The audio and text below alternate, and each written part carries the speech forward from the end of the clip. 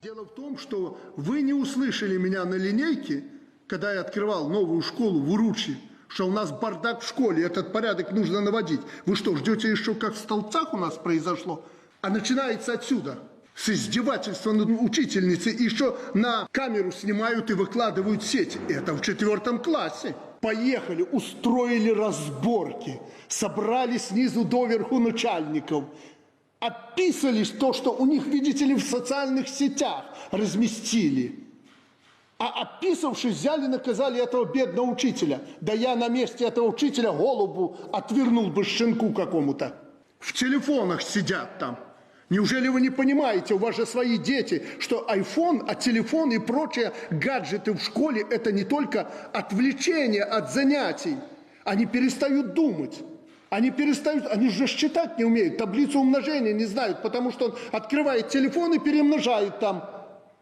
Или ищет ответы на вопросы. Неужели это нельзя понять? У меня сын президента ни разу телефон в школу не взял. Было же сказано. Нет, одни рапорты. Недавно министр докладывал. Рапортует. У них все прекрасно. Да не прекрасно. Если такой бардак в школе, не нужны ни учебники, ни программы, ни новые методички. Все это пустая трата денег. И там уполномоченные есть, и там помощники есть. Я уже не говорю о правительстве. Качановой, который идеологию ведет, это вот она такая идеология. Чего собрались? Судили, родили, стрелочника нашли. Вглубь смотрите. Накануне по поручению президента директор школы лишилась своего поста, а уволенную учительницу восстановили в прежней должности. В этой школе она проработала 35 лет.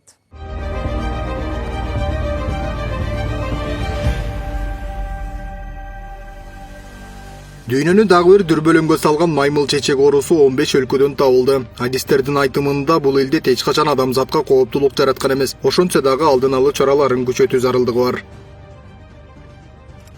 Бүгүнкү күндө дүйнөлүк саламаттыкты сактоо уюму Европа аймагындагы кеминде 8 өлкөдө Бельгия, Франция, Германия, Италия, Португалия, Испания, Швеция жана Улуу Британияда маймыл чечек оорусу чыкканын билдиришкен. Эми Голландияда пайда болду. Мындай учурлар Австралияда, Канадада жана АКШда дагы катталган. Бул оору күн санап дагы жайылуу коркунучунда турат. Азыркы учурда бул дарттын алдын алуу иштери кызуу башталды.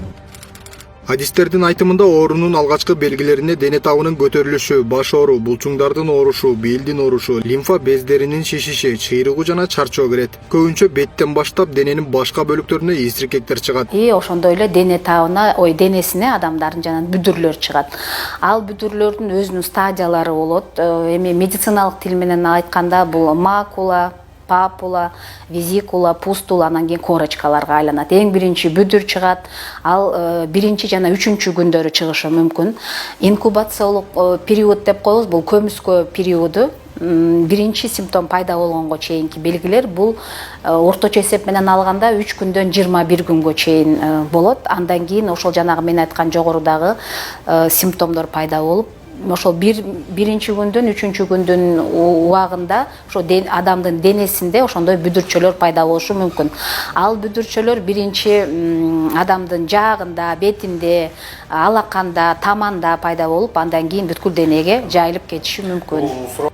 Ооруга карата Европадагы айрым өлкөлөр карантин киргизгенге дагы жетишкен. Ал эми бул оору Кыргызстанда кайталанбайбы? Алдын алуу чаралары кандай көрүлүп жатат деген суроо жаралат.